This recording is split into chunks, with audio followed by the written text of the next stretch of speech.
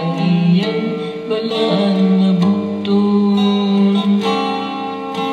Dako og katingalahan ang tanan mong mga buhat, Ginoong Diyos nga gamhanan. Ang Ginoo nagpahibalo sa iyang kaluwasan, sa atubangan sa kanasuran, atubangan sa kanasuran.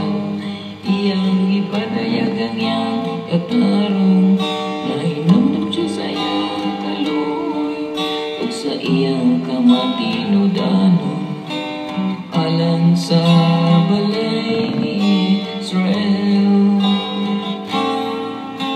Dako og katingalahan ang tanan mong mga buhat, Ginoong Diyos nga gamhanan.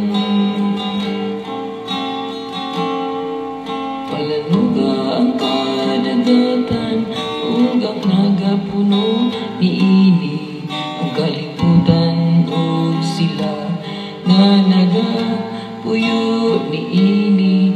Papamagpaka ang kasapaan, pasingita ang masadya nga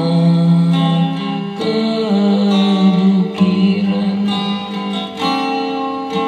Dako og katingalahan ang tanan mong mga buhat, Ginoong Diyos nga gamhanan.